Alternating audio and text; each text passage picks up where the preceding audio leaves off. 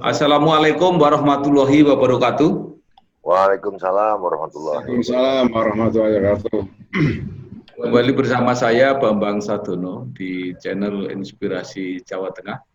Mudah-mudahan channel ini benar-benar bisa memberi inspirasi, memberi edukasi, memberi motivasi, dan syukur-syukur bisa memberi solusi kalau ada persoalan. Kali ini saya sudah bertemu dengan anggota DPRD, Dewan Perwakilan Rakyat Daerah Kota Semarang, adalah Pak Rahmulyo Adiwibowo, Wakil Ketua Komisi D. Jadi dari fraksi PDI Perjuangan. Kita akan diskusi masalah-masalah Kota Semarang, karena nanti bulan Desember ada pemilihan wali kota. Kita belum mendiskusikan siapa yang akan maju dan siapa yang akan jadi wali kota. Tetapi ada baiknya kita mendiskusikan masalah-masalah apa yang kira-kira akan terjadi 5 tahun yang akan datang dan apa yang harus dilakukan oleh para pemimpin baru. Artinya kita memperbincangkan substansi, bukan memperbincangkan orang. Nah, saya persilahkan Pak Rahmulyo untuk menyampaikan mungkin pemikirannya selama ini, apa mungkin pengamatannya mengenai masalah-masalah yang layak diprioritaskan 5 tahun yang akan datang. Silakan Pak Rahmulyo. Ya, terima kasih Pak Bambang. Suara saya jelas kedengaran Pak Bambang ya? Jelas. Oke, ya. Sejauh pengamatan saya dari aspek pembangunan, Kota Semarang ini sudah semakin pesat pembangunannya. Ya, kita lihat tempat-tempat yang dulu menjadi daerah terlarang untuk dibangun gedung-gedung bertingkat, sekarang sudah terlihat seperti Jalan Pandanaran, Jalan Pemuda, itu yang dulu masuk larangan karena masuk kategori KKOP, keselamatan operasional penerbangan, ya sekarang sudah ada kelonggaran. Nah, ini artinya menunjukkan bahwa pembangunan di Kota Semarang ini semakin pesat dan berkembang. Lalu dari aspek-aspek yang lain, pariwisata juga semakin bergeliat. Ya. Tempat-tempat wisata yang kemudian ini menjadi ikon-ikon baru di Kota Semarang ini muncul. Dan rata-rata ini karena ulah para netizen. Orang-orang yang selama ini masuk kategori kelompok milenial yang menemukan beberapa titik, akhirnya kemudian menjadi viral di beberapa media sosial. Dan aspek-aspek yang lain yang saya pikir pembangunan sumber daya manusia ini juga semakin berkembang di Kota Semarang untuk saat ini. Walaupun memang ada beberapa hal persoalan krusial yang setiap tahun itu pasti ada. Pada masa-masa yang lalu pun ada, yaitu persoalan pengangguran klasik dan persoalan pengentasan kemiskinan.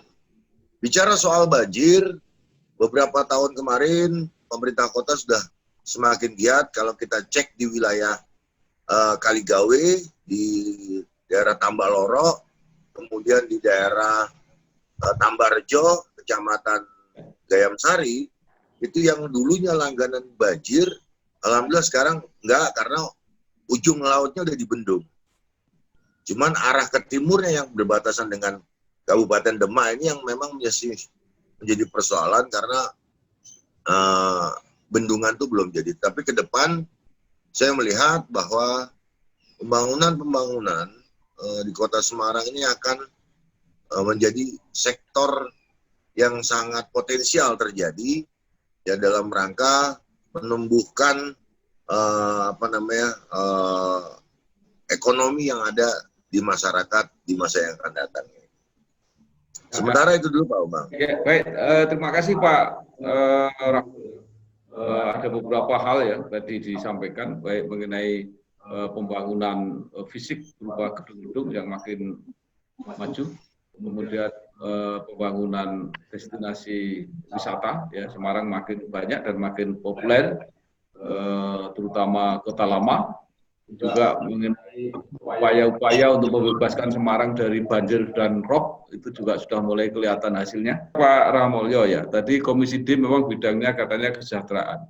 Nah, pertanyaan saya ada bencana pandemi COVID-19 ini seberapa turun gitu ya, seberapa pengaruh terhadap kesejahteraan di masyarakat Kota Semarang.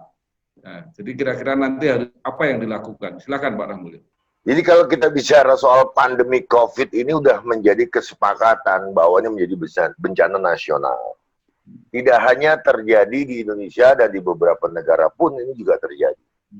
Nah, otomatis ini dampak ini akan menjadi akan menghantam sektor ekonomi yang ada di dunia, termasuk Kota Semarang ini. Beberapa sektor-sektor masyarakat, industri ini kena dampaknya, dan akhirnya kemudian banyak yang pakai tadi istilahnya Pak Majid itu, banyak pegawai-pegawai yang dirumahkan, Pak. Nah, ada upaya yang dilakukan oleh pemerintah untuk meredam gejolak di masyarakat karena persoalan pandemi COVID ini. Ya, ini diantaranya secara periodik itu pemerintah membantu sembako, ya, bagi masyarakat yang terkena dampak. Kalau nggak salah ini hari adalah penyaluran yang ketiga kali oleh Pemkot mulai dari bulan Maret, April, Mei, sekarang Juni, 4 kali. Dan di beberapa kelompok-kelompok organisasi ini memang belum tersentuh. Ada yang belum tersentuh, misalkan di kelompok sektor kesenian dan budaya. Ya, banyak kawan-kawan kita ini yang dari kalangan seniman ini sejak dinyatakan pandemi COVID di bulan Maret yang lalu ini, mereka nggak bisa bergerak sama sekali. Terus bagi kelompok penyelenggara pernikahan I.O. ya, dan lain-lain yang kemudian memang ini sangat berpengaruh kepada sektor ekonomi. Tetapi untuk PKM saat ini yang sampai dengan tanggal 21 Juni, pemerintah kota agak memberikan kelonggaran, Pak Bambang. Ya. Di antaranya untuk para penyelenggara pernikahan dan kegiatan-kegiatan seni dan budaya. Ya. Mereka diberikan kelonggaran asalkan ada protokol kesehatan. Termasuk diantaranya juga berkaitan dengan penyelenggaraan ibadah, baik itu di masjid maupun di tempat-tempat ibadah agama lain. Ini sudah diberikan kelonggaran asalkan tadi ada protokol kesehatan yang dilakukan oleh penyelenggara tersebut. Nah, memang Pak, kerasa banget pandemi ini. Ya, Pak Majid, saya dan teman-teman yang lain juga kerasa banget. Kita nggak bisa keluar-keluar karena tempat lain itu menutup diri ya. Ketika tempat lain itu menutup diri ya Pak Bambang bisa merasakan juga. Iya. Seperti itu Pak. Oke Pak Bowo, ini kan tadi ada keinginan, masyarakat juga ingin, saya kira Pak Wali juga ingin akan segera memulihkan ekonomi ini ya. Jadi mulai bertahap dibangkitkan. Tetapi untuk Kota Semarang ini kan ada masalah. Ini kan COVID-nya nggak malah turun, tapi malah naik ini. Ini gimana kira-kira caranya ini? Monggo Pak Bu. Ya, ya saya pikir begini Pak. Pemerintah sudah berupaya semaksimal mungkin untuk memutus mata rantai penularan COVID-19. Juga termasuk upayanya untuk menekan angka penyebaran secara masif ini. Nah problemnya yaitu Pak, masyarakat ini memang bandel Pak. Jadi kegiatan-kegiatan yang berkerumun ini masih tetap terjadi dan masih terus terjadi, sehingga kemudian untuk memutus mata rantai ini pemerintah juga kesulitan. Sementara kalau ini nggak ditutup, kalau ini nggak dibatasi, problem ekonomi ini akan muncul. Ya. Problem ekonomi akan muncul. Ini ada semacam kebijakan yang memang harus hati-hati untuk mengambil sikapnya. Ya. Akhirnya saya khawatir pemerintah hanya menjalankan syarat formalnya sebagai sebagai institusi yang mengelola daerah untuk memberikan himbauan kepada masyarakat untuk melaksanakan protokol kesehatan. Soal sakit atau tidak sakit itu diserahkan kepada pemerintah, kepada warganya. Soal mau ketularan atau enggak itu biarin warganya yang, karena memang kondisinya kita ini juga serba susah gitu loh Pak. Kita batasi kegiatan masyarakat sampai dengan pukul 21 mereka protes, minta diperpanjang lagi sampai dengan pukul 22. Dan minta sektor-sektor pariwisata yang lain juga tetap dibuka, tetap dengan protokol kesehatan. Nah, ketika itu dilonggarkan ternyata secara data dan angka statistik naik nih di kota ini. Karena apa? Muncul klaster-klaster baru penularan corona ini gitu loh. Nah, kita juga sebagai masyarakat, sebagai pemangku kepentingan, tokoh-tokoh masyarakat udah berusaha bahu-membahu, Pak. Tapi persoalannya ada hal yang menurut saya bicaranya soal keyakinan sekarang ini. Nek keyakinannya orang no-popo, insya Allah nggak kena corona. Gitu. Ya, ini Pak Bowo, sekarang petanya sudah seperti itu ya, peta COVID-nya itu. Entah dari mana asal usulnya, nyatanya banyak birokrat Kota Semarang yang terkena itu.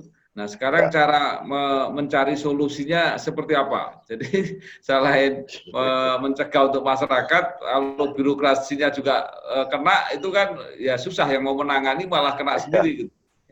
Ya, jadi memang kemarin sempat muncul istilah klaster pemerintah Kota Semarang. Artinya ada penularan corona COVID-19 di lingkup kantor pemerintah Kota Semarang. Dan itu kebanyakan OTG, Pak Bambang. Ya, orang tanpa gejala.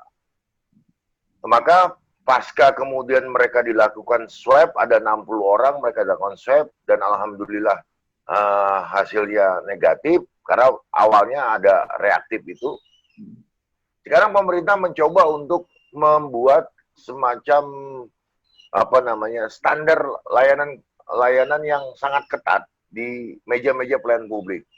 Jadi kalau sekarang ini masyarakat datang ke kantor-kantor pemerintahan, jangan kaget kalau ada meja-meja yang dilapisi oleh plastik putih-putih gitu, Pak. Seperti itu, ya. Nah, itu adalah bagian daripada upaya kemudian untuk terjadi penularan, menghindari batuk dan supaya tidak nempel di baju atau apa gitu. Nah, tetapi memang akhirnya ada yang kelihatan aneh, udah dikasih plastik, pakai face shield, pakai masker gitu. Jadi sepertinya suasananya jadi seperti menakutkan sekali gitu kan. Nah, saya lihat memang upaya pemerintah ini cukup bagus, Pak Bambang, ya.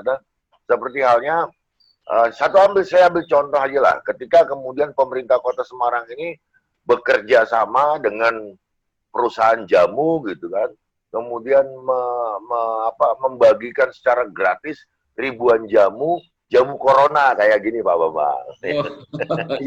Jamu corona. Nah, di belakangnya pasti ada ininya kan kayak gitu. Nah, ini kan bagian upaya yang dilakukan oleh pemerintah Kota Semarang untuk masyarakat kuat imunnya dulu. Jadi ada antibodi yang sangat kuat untuk menghambat laju dari penyebaran virus corona di tubuh seseorang yang tanpa gejala. Apalagi kita maklumi saat ini, begitu orang sakit, masuk rumah sakit, dia pasti dilakukan yang namanya pengecekan darah, rapid test. Begitu dia reaktif, masuk ruang isolasi, jadilah kemudian dilakukan swab test, apakah negatif atau positif. Dan ketika dia meninggal, maka prosedur COVID akan dilakukan. Ini yang akhirnya menjadi sesuatu yang kemudian dimaklumi, Pak Bambang. Ya sudahlah, nah, keluarga hanya bisa mendoa dari jauh.